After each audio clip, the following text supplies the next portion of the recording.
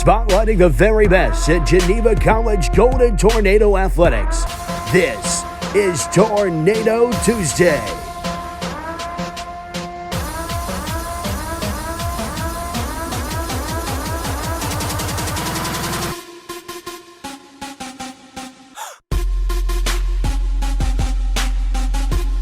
And now, here are your hosts, Van Zanik and Andrew Fee. Good evening and welcome back to Tornado Tuesdays.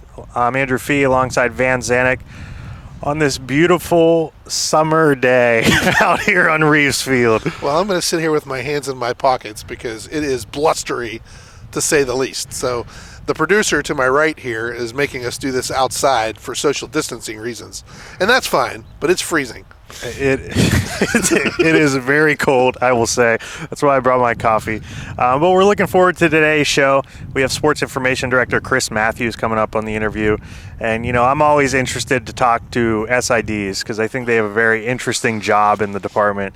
As you always say, it's a thankless job and they're really not noticed unless they make a mistake. Yeah, true enough. And Chris does a great job. I'm looking forward to talking with him. And he's been with us now for almost 3 years. He bleeds black and gold, loves Geneva. And again, it's challenging sometimes when you are a fan to stay professional and do the job that you're there to do. But Chris does an outstanding job. I know the student athletes really appreciate the work that he does. It does a ton of stuff on social media, videos, Players of the Week interviews, things like that. So I'm looking forward to catching up with him here in a minute.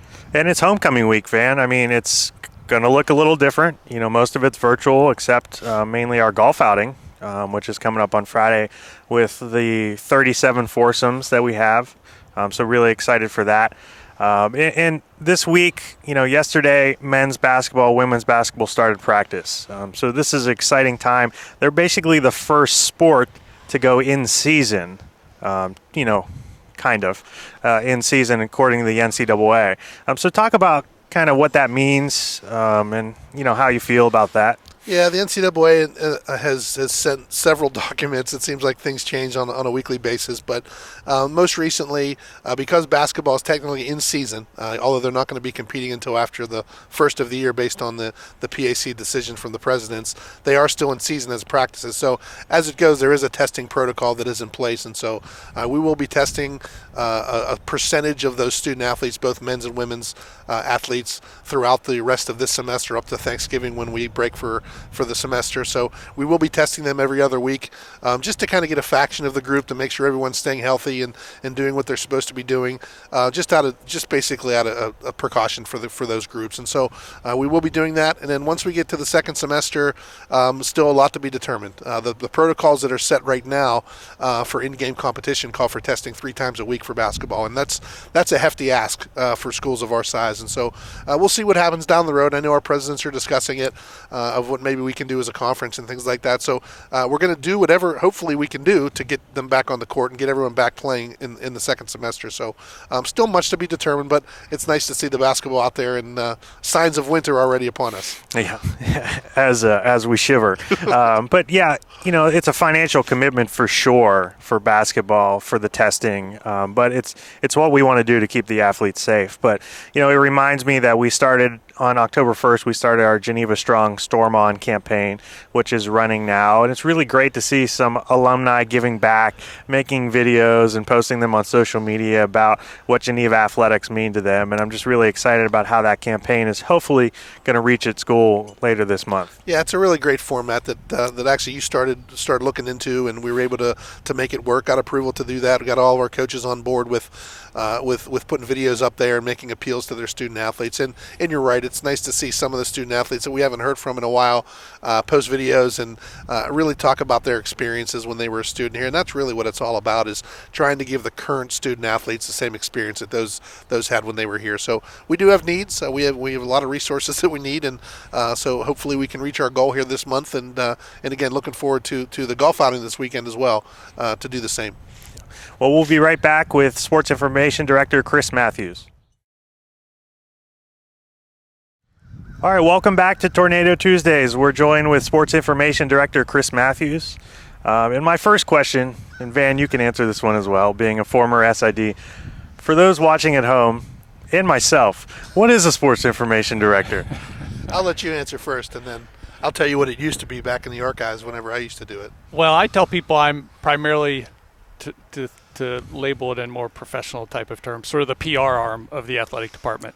I want to highlight our student athletes, our coaches, our teams, and enable alumni, fans, staff to be able to follow along and get an idea of what our programs are doing. So when programs are doing well, I obviously want to highlight those especially, but make sure all of our student athletes are getting the exposure that they deserve. So I'll ask you, how has the profession changed? I mean, I know I can answer it how it's changed. Yeah. I mean, I started back in 1998, and it was a lot of writing, statistical work, those types of things. The graphic design piece, which I'm glad you came along when you did, because I was a dinosaur at that point and didn't know anything about graphic design. So I know that's a piece of it, but also social media, things like that. I mean, that have just cropped up over the last 5-10 years. I know that's a big part of what you do as well. Yeah, I mean, I think the attention span for this generation is probably not as long as it used to be. When we were growing up, you open up the newspaper, you read the article, that's how you found out about your sports news. Things with social media these days are much more quick. People are looking for a shorter amount of time to get a recap of what's going on. So there's still a lot of written word, but as you mentioned, I mean, the graphic design piece I had a little bit when I started here, but I've learned a lot to go along with the social media, because I don't know, I still enjoy logging on, reading recaps, but I know a lot of student athletes, younger generation, are looking more for images, shorter things that they can see quickly and move on. And so that is certainly a big piece of how things have changed, even in the last, I don't know, when did you move on? 10 years ago, 8 years ago, something like that? 7 or 8 years ago, right? Yeah. Kind of going along those lines, Chris, so talking about over time things have changed, but with COVID, the obvious question is, how has that changed the profession recently with no sports? Yeah, with no live sports, there's obviously no content being generated. A lot of my job is stuff just coming at me during the season. There's constantly games, awards, all of those sorts of things that I sort of work through, and so I don't have to generate a lot of stuff. This semester, obviously, with no sports going on, we want to continue to put content out there for our fans, for our alumni, to be able to stay engaged with the college. And so I've had the opportunity to go back through our archives a lot. We've been trying to go back and convert old highlights of game footage, big games that we've won, and enable that to be a great way to connect with the alumni that played 10, 20, 30 years ago. And so that's an opportunity, or that's a task that I've never really had a lot of time to go back through and know exactly what's been in our archives. I'm in it in bits and pieces here or there throughout the school year, but generally don't have a lot of time to do that. So that's been a big piece of what I've been trying to do to make sure that we still have content, that we can stay engaged with our community that wants to follow along, and then just doing kind of other bits and pieces of projects that maybe I don't normally have the time to do throughout the year. But it is very weird because the fall is normally the busiest time of school year for us in athletics, as you guys would well know.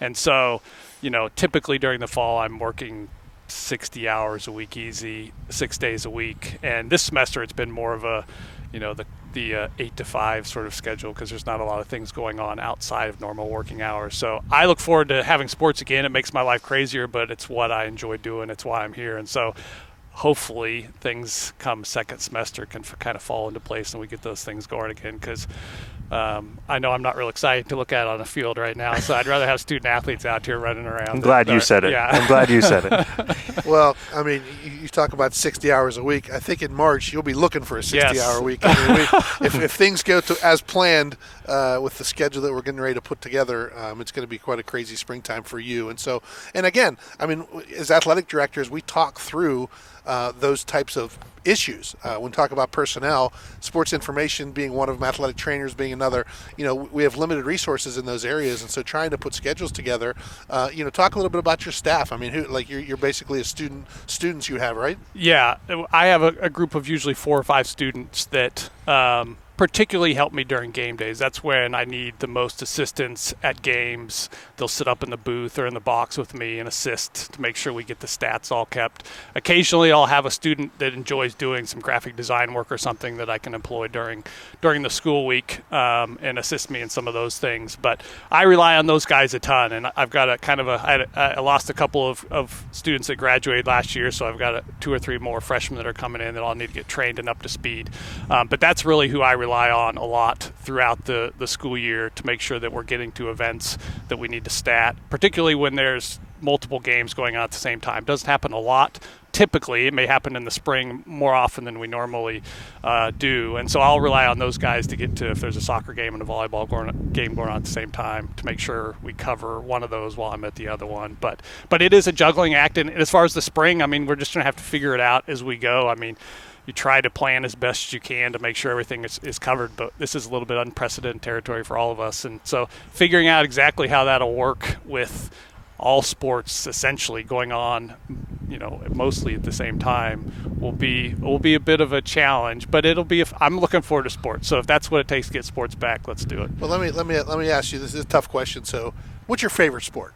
If you had to choose one to watch as a fan, but then also as a sports information director, what's your favorite one to cover? Boy, that is a tough one. So I can say growing up, basketball and soccer were my two favorites to play. And so having grown up playing those are ones that I'm partial to.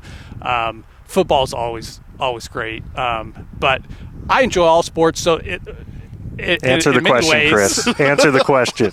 When we're winning, I'm excited to watch. Any game Geneva wins is your favorite, right? But if you were to pin me down, those two, because I grew up playing them, are probably the two that if you're going to force me to pick two of my favorites. But well, he did ask for one, but I'll give you two. But football's great too. Fall in football, there's not much like it. I have another follow-up too. This was a really challenging thing for me when I was a sports information director in terms of watching as a fan. Is it challenging for you? I mean, obviously you have a bias towards Geneva. Yes. You want to see the home team do well, and you're put in a position sometimes where you have to write an article about a difficult loss and talk to a coach who's maybe not in a great mood. I mean, those things for me were always challenging. Even during the game, official makes a questionable call. Like how do you maintain? I mean, your composure is a little different from mine, but at the same time, you're still just a little. You're still a fan. I am very much a fan, and so I don't know if I'm unique in that way. I know a lot of sports information directors are not alumni of the colleges they're working at, but it does force you to sort of push that fandom to the side, at least during the games, because you've got to be focused. You don't have time to get upset with a call when you're up in the booth when the game's continuing on. You got to keep doing stats. So it has challenged me at times early on. I feel like I'm getting to the point where I can mostly focus during a game without getting too high or too low. But there's no doubt. I mean, I want us to win. Even though, I hear a lot of sports information directors, that's sort of the dilemma of the sports information position, is because the better your teams do, the more work it generates for you. And so, when they do well, that means you've got more work on your plate to keep track of if they advance further in the postseason. But that's a sacrifice I'm more than willing to make. I make no hidden points about the fact that I'm a Geneva fan. I'm a graduate of here. I want to see us do well. I want to see us win. And that makes my job certainly much more enjoyable when I get to write about a 30-point win as opposed to a 30-point loss. So the real question is, will it be colder today than it will be in March when we're playing two soccer games and a football game in the same day? Well, it hasn't warmed up in the last half hour, I can tell you that. Van's over there shaking. So you talked a little bit about your Geneva journey. You're an alumni. Do you want to kind of walk us through your journey getting to the sports information director role? Yeah, I probably have a little bit of a unique journey in that way. I mean, when I was in school here, the sports information department, well, you came on, I think, my junior year, 97, 98, something like that, was much less formal, much less organized than what it is today. And so I was a business major focusing on information systems, but as I got involved with the sports information department as a student, really loved the work. And I went on to have a career in the IT world, but still stayed engaged with the college. I was doing, we did radio for basketball for 3, 4, 5 years, something like that, which was a blast. Occasionally helped out at football games and realized this was a place that I wanted to be. I think I felt that calling shortly after I graduated back in, I graduated in 2000, so that's been 20 years ago. It doesn't feel that long. But had a desire to be back. I didn't know exactly if that would come to fruition or how that would come about. And so in this position, I think we talked over the years because of my involvement in a part-time role in the department as to whether if a full-time position ever came open, if the timing fit and just the responsibilities fit, that might be something that we would look into. And that's kind of how the Lord caused it to happen. 3 years, it'll be 3 years next month when I started here. And so it's been it's been great. It's been certainly a challenge anytime you kind of start from square one and have to ramp up pretty quickly. I think the field has developed enough these days that most people probably started out as a grad assistant and then move up to assistant position and then get a head position. I kind of jumped straight to the top right off the bat, and I think for the most part I've picked it up as I've gone. It's helped to have you here that was a former SID that knew the ropes pretty well. Then the PAC has a great community of SIDs, and I relied on them early on, a number of folks within the conference to help me get up to speed and make sure I was aware of what I needed to be doing and where I needed to be doing it. Yeah, it is an interesting fraternity within the PAC. I mean, several of us that were SIDs, now athletic directors, and so it's nice to understand the workload that you have. I got to tell you, it's nice when the game's over, I get to go home. I mean, that's the nice part about it, not have to sit up there and write 7 or 8 articles on a Saturday night of what just happened. So that's a benefit, and I know you put in great hours. And Chris, you do a wonderful job. I mean, it's a job. It's a thankless position. Most of the time, the only time it's like an offensive lineman. The only time you get noticed is when you mess something up. We do really appreciate the work that you do. Yeah, I spoke with the sports management class yesterday, and I think it's eye-opening for them to hear kind of what all sports information directors do. They probably see generally somebody sits up there in the booth and keeps stats, but the position has really grown a lot over the last 10 or 20 years and expanded. And there's a lot that goes on behind the scenes that you appreciate when you start working behind it, maybe as when you're out on the field or as a student, you don't fully understand that. So being able to sort of share a little bit what I do, I think was helpful for them to get an idea of what all the work goes on behind the scenes in order to get their games happen and their publicity and their exposure out there.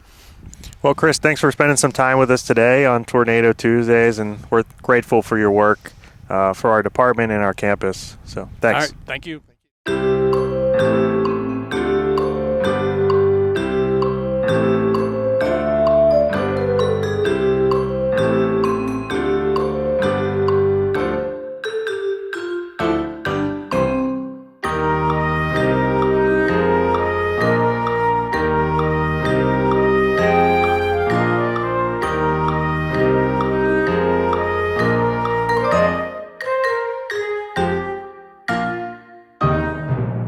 Welcome back to Tornado Tuesdays, and I get the privilege. We've been going throughout this process throughout the semester, bringing in coaches and talking about their programs. And my cohort here on a weekly basis, Mr. Fee, is also our head coach for our women's golf program and men's golf starting next fall. So an exciting time to be sure. Golf last year was the first go round for your ladies, and again, just like everything else, COVID kind of interrupted things last spring. But talk a little bit about your first year experience with those ladies and what it meant to them to be able to kind of be the pioneers of what was women's golf, the rebirth of women's golf at Geneva College. Yeah, so just we'll throw in our day in history here. 2 days from now, Thursday, will be our year anniversary of competing in the first ever PAC championship for women's golf. So that's exciting. It was a tough year. Building a program from scratch is definitely something that I didn't realize how tough that would be. But I think we're in a really good place right now. All our ladies on the team get along well together. They're working hard. We're improving on the scores on a daily basis. But the first year was a challenge. I mean, I came into it blind. We really haven't had a golf program at Geneva since 1980, when the men's golf program was still running. So, no one knew how it worked. So definitely a challenge just to overcome. We didn't really have answers to a lot of the questions, just kind of walking through it together. And I'm just grateful that our freshmen last year were so wonderful with just going with the flow, learning with us. And they did a really nice job working through some challenges. You're obviously very active in the recruiting process for a lot of the student athletes across the department, softball obviously and some of the other programs. I know you've done a lot of work with the football program as well. So talk specifically about golf and, what do you sell? What do you try to sell to the ladies? And now currently, as you started this process for the guys team, what are you talking through in terms of trying to get them to understand what it means to be a Geneva golfer? Yeah, I think, it's all the same message no matter what sport we're talking about. I mean, Geneva is the message, the mission of the college, what happens to student athletes and students while they're here, their growth over those 4 years. That's something that I always start with. Academically, for our golf program, we are being a lot more selective academically than we would maybe for some other athletic programs in our department. So academics is a big piece. And then, once we get to golf, the opportunity, being a new program, not a lot of programs across the country have that opportunity as a freshman to come in and really make an impact. And especially with the first year program, with our men's program next year, our women's program last year, you really have the opportunity to step in and play right away, be, one of the top 5 players. And then the course. I mean, we're so grateful that we're members of Connequanescent Country Club. It's a great course. It's a really tough course, but more importantly, the people over there, the members, the pros, they just treat us like we're true members of the course. There's no disdain that the college team's coming over and taking up tee times. Everyone's very respectful.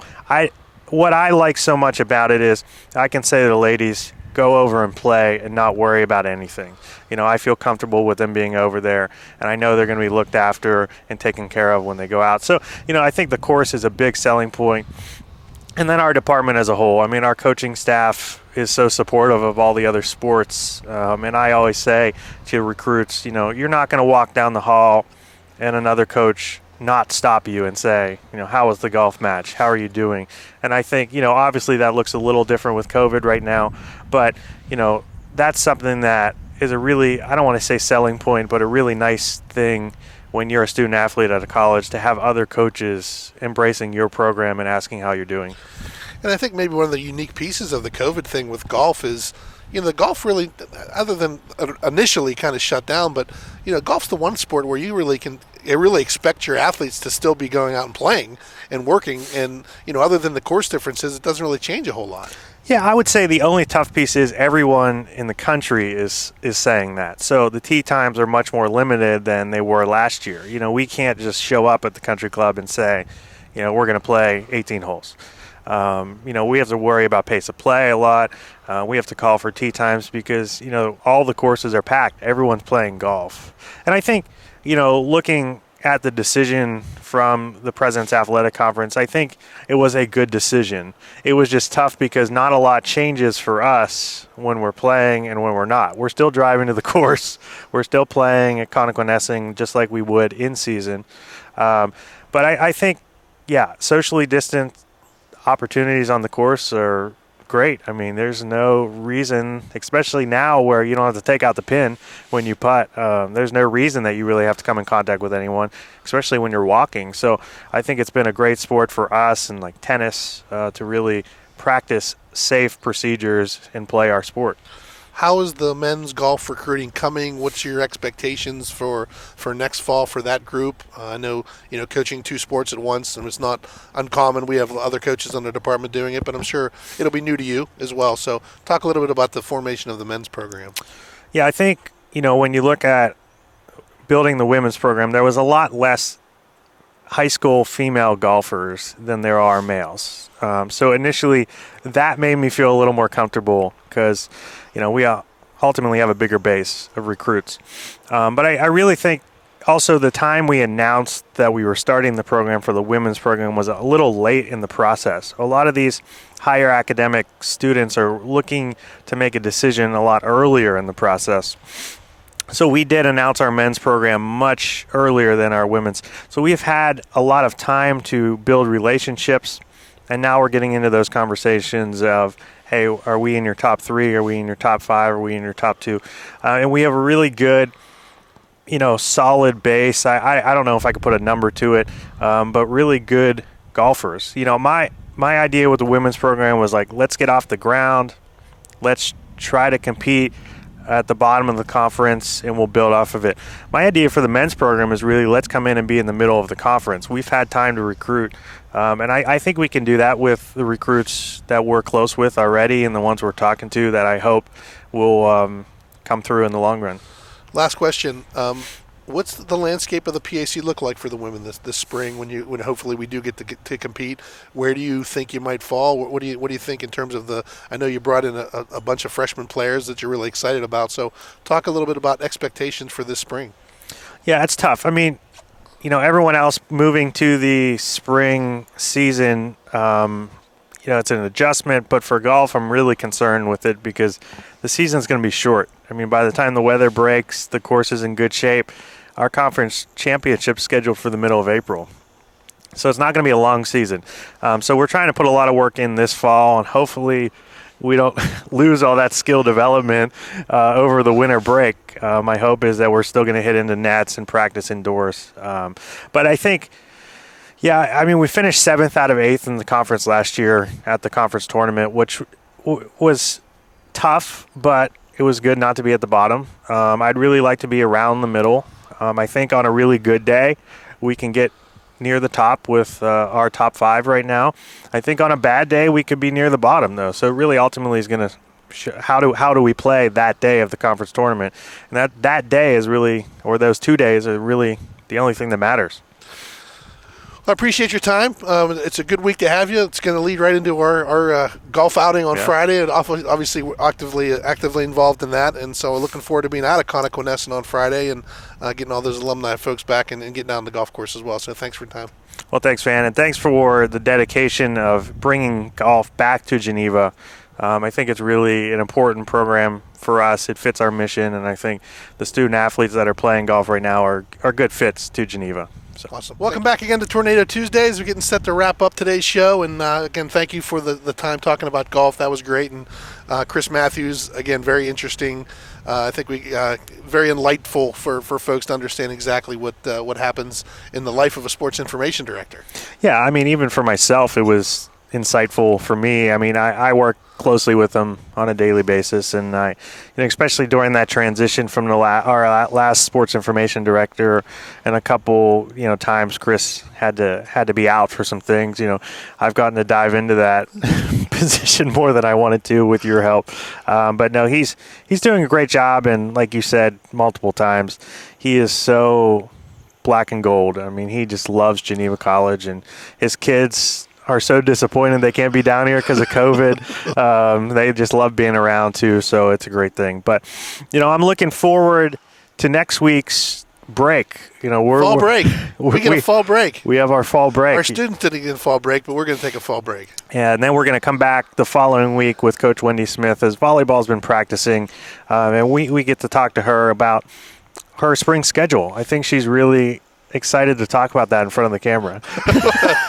Well, she's excited to talk about her schedule. Anyone that will listen to her. So if we get a camera in front of her, that'll be good. Now, yeah, I mean, you talk about a passionate coach. I mean, that doesn't get more passionate than Coach Smith, and what great success she's had over the years. Loves her student athletes. They just do a great job in the classroom, but on the court, they have obviously been at the top of the conference, near at the top of the conference for several years now running. And so I know she is excited about finally getting back on the court for the springtime. But yeah, they've been working hard practicing since September 14th. Yeah, and you said running. I just want to make a reminder that if you're an alumni watching, just like Van himself here, he will be running in the 5K Saturday morning. I will not be. And you can run in the virtual homecoming 5K. Yeah. And we would love your participation from the intramural program and the homecoming alumni department. So, but with that, we'll see you in 2 weeks. I can't do that math, but we'll see you in 2 weeks. Thanks for watching.